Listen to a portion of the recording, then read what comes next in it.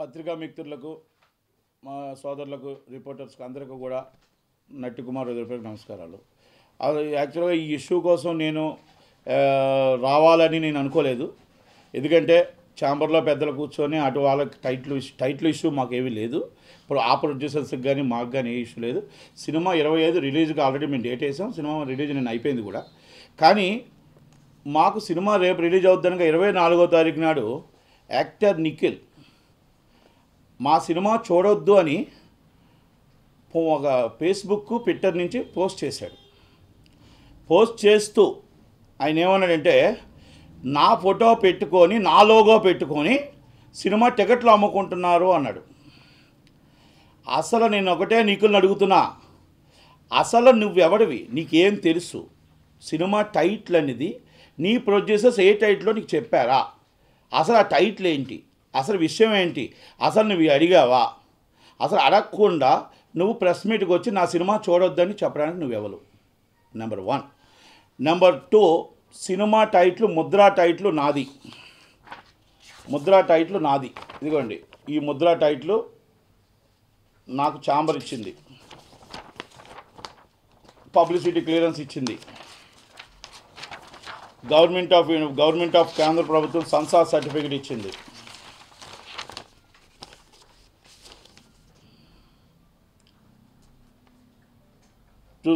క్లియర్గా చూడండి, ఇది ముద్రా టైటిల్.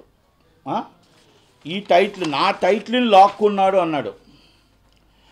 అస్సలు నేను ఒకటే నీకు అడుగుతున్నా, నిఖిల్, నువ్వు నిర్మాతవా? నీకు టైటిల్ ఉంటే, నీకు దమ్ము ఉంటే, నువ్వు మొగాడు అయితే నీ టైటిల్ నేను ఏదైతే చూపించానో నువ్వు చూపించి నువ్వు డిబేట్కి వస్తావా? నువ్వు ఏదైతే ఛానల్లో డిబేట్కి వస్తావా? ఛాంబర్లోకి వస్తావా? లేదా నీ ఇంటికాడ ఉంటే నన్ను రమ్మంటావా? నేను రెడీ. నువ్వు టైటిల్ నీకుందా నిరూపించి నేను తప్పు చేశానని నువ్వు చేస్తే నేను దేనికైనా సిద్ధం. లేకపోతే నువ్వు నిరూపించలేకపోతే, నేను మాట్లాడిన మాటలు నువ్వు నిరూపించలేకపోతే నువ్వు ఇండస్ట్రీ నుంచి హీరోగా విరమించుకొని వెళ్ళిపోతావా? నీకు ఛాలెంజ్ చేస్తున్నా. 1, నిర్మాతలను నువ్వు మాట్లాడే మాటలు ఏంటి?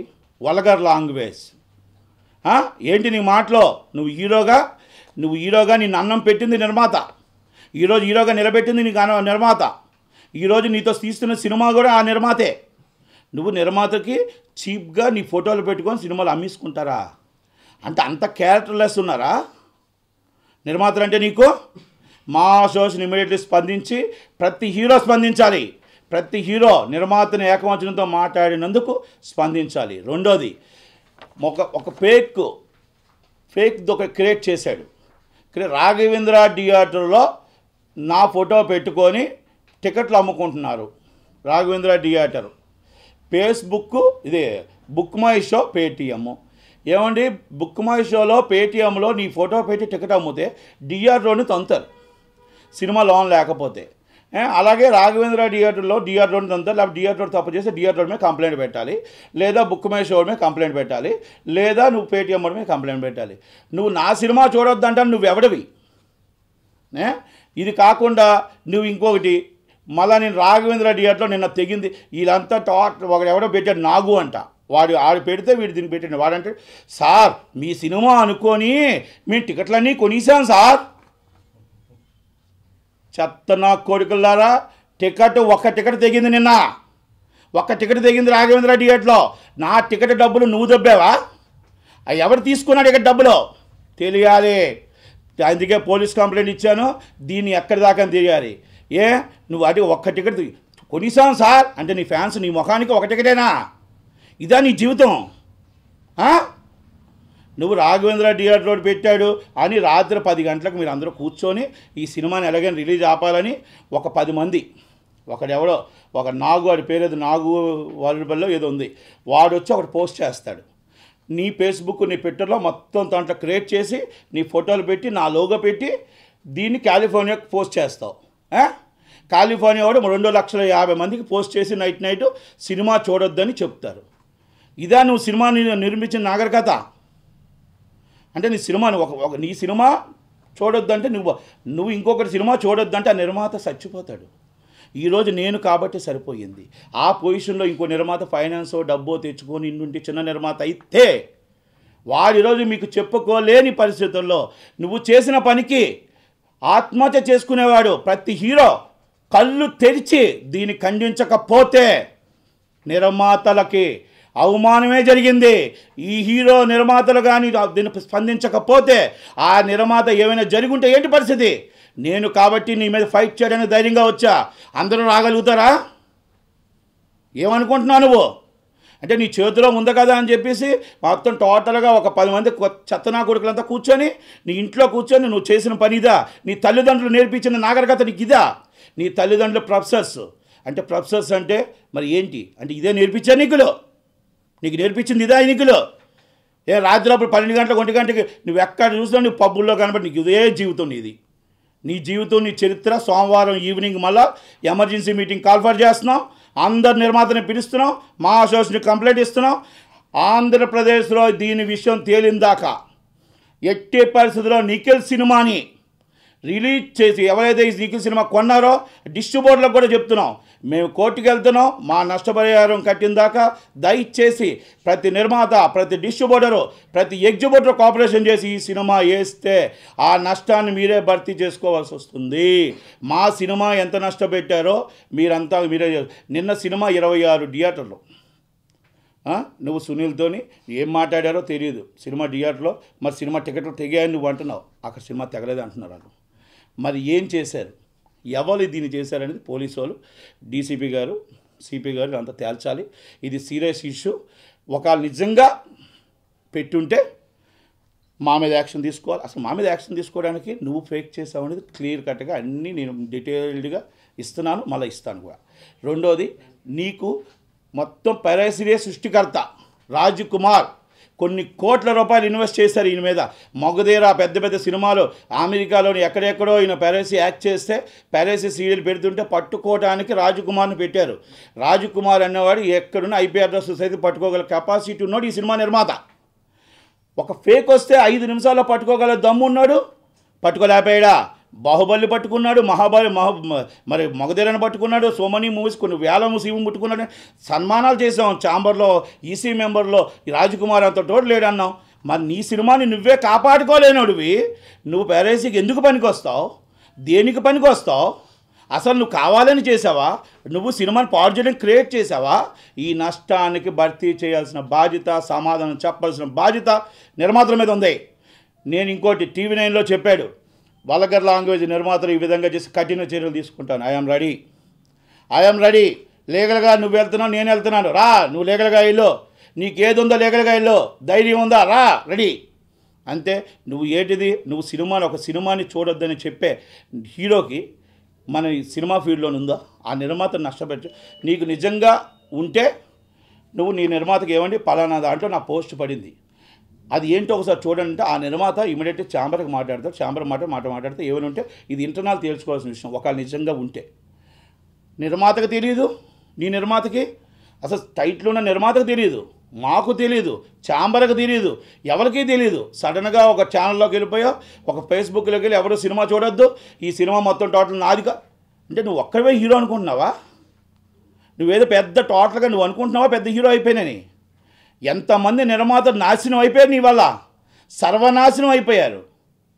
నువ్వు ఈరోజు ఈ సినిమా నువ్వు చేయడం వల్ల నీ సినిమా నిర్మాతకి నష్టమే, ఇప్పుడు ఎవరైతే చేసావో మాకు నష్టమే. నువ్వు మమ్మల్ని నష్టపెట్టావు, నీ నిర్మాతకి నష్టపెట్టావు. నువ్వు నిర్మాతని నాశనం చేసావు, మమ్మల్ని నాశనం చేసావు. ఈ వర్డ్స్ నువ్వు ఒక హీరో అంటే ఏంటంటే చాలా వాల్యుబుల్. ఆ హీరో వర్డ్స్ ప్రపంచం వెళ్ళిపోతాయి. అలాగే వెళ్ళిపోయింది నీది. వెళ్ళిపోయి సినిమా మొత్తం స్మాష్ అయిపోయింది. ఇప్పుడే 5-6 సంవత్సరాలు ఆగిపోయిన సినిమా ఇది.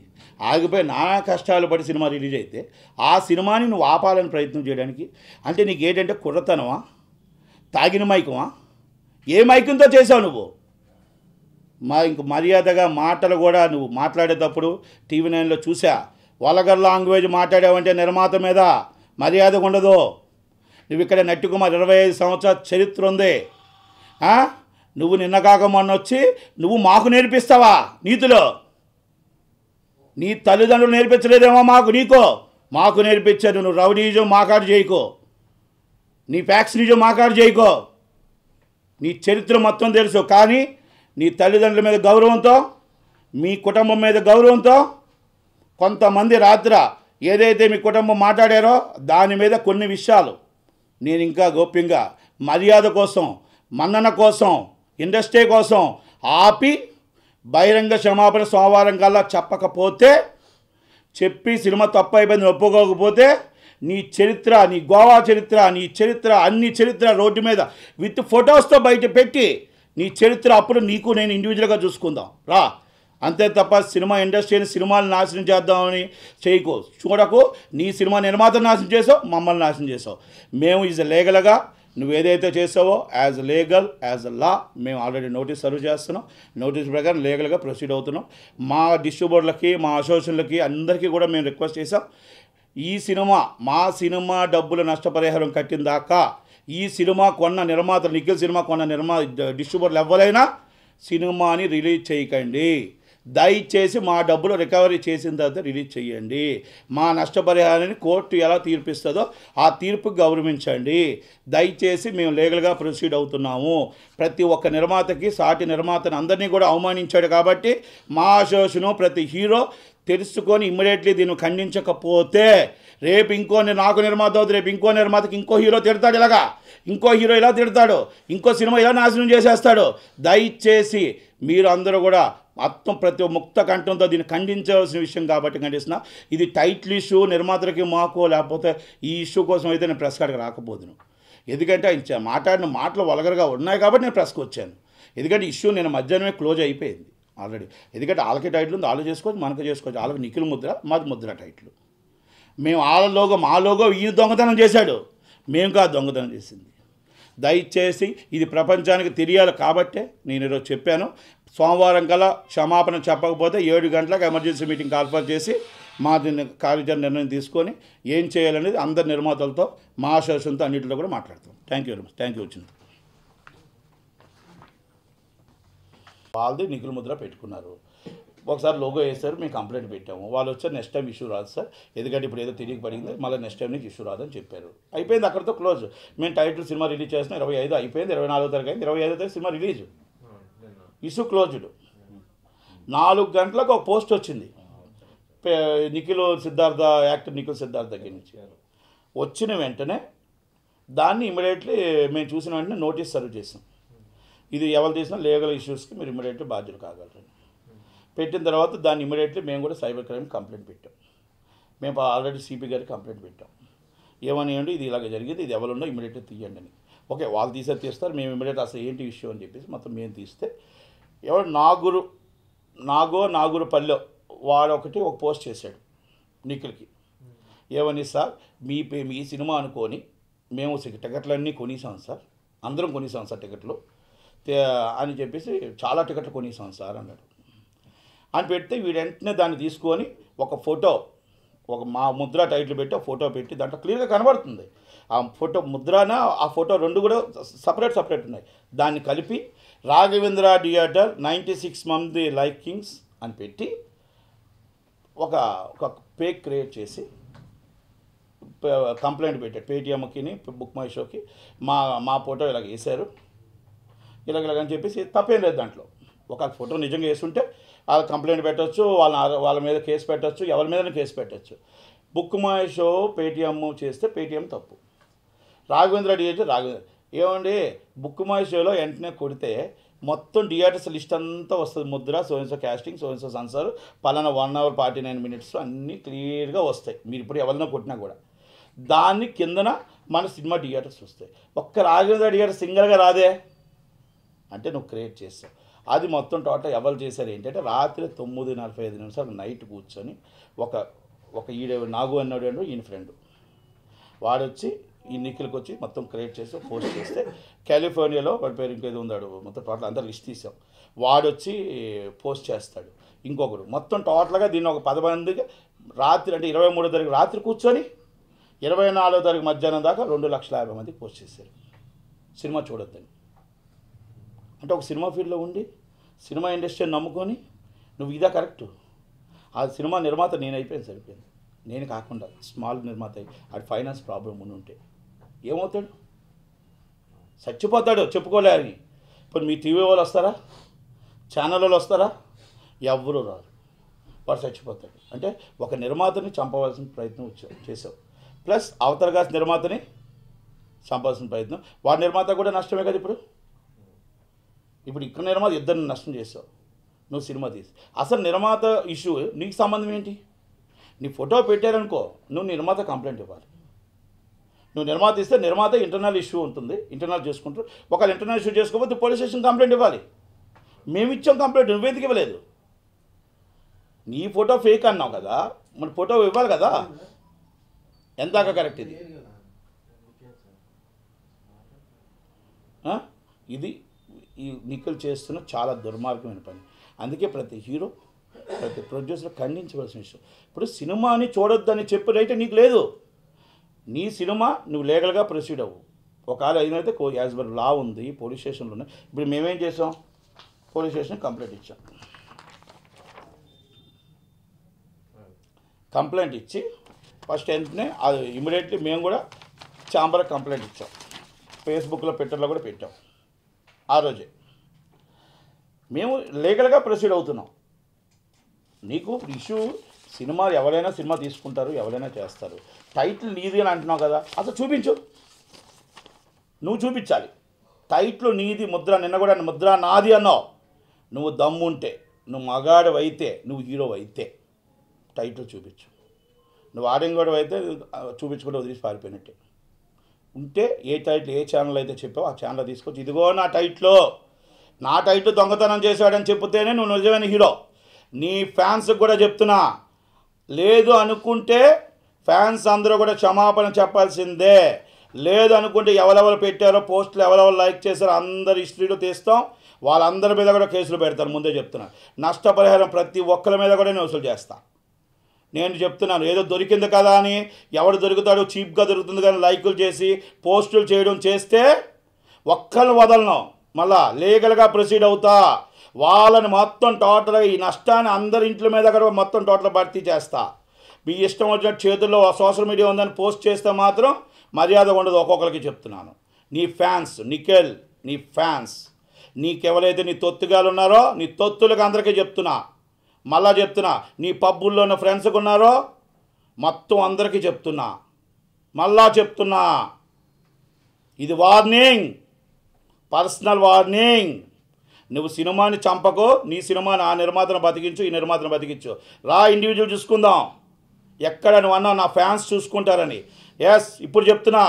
నట్టుకు ఎక్కడ అడ్డ చెప్పు నువ్వు. నట్టు కుమార్ ఫ్యాన్స్ నేను పిలుపునిస్తా. నీ ఫ్యాన్స్ నువ్వు పిలుపు నువ్వు. దా తేల్చుకుందాం. ఎక్కడ తేల్చుకుంటావు సవాల్?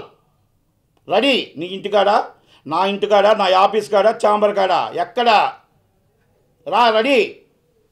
మాట్లాడేటప్పుడు ఒళ్ళు దగ్గర పెట్టుకొని నువ్వు హీరో అని మాట్లాడుకొని సినిమా ఒక నిర్మాతను నాశనం చేయడానికి మాట్లాడుకోవడం తప్పు. నువ్వు చేస్తున్న సినిమా కూడా నిర్మాతే, నువ్వు కాదు.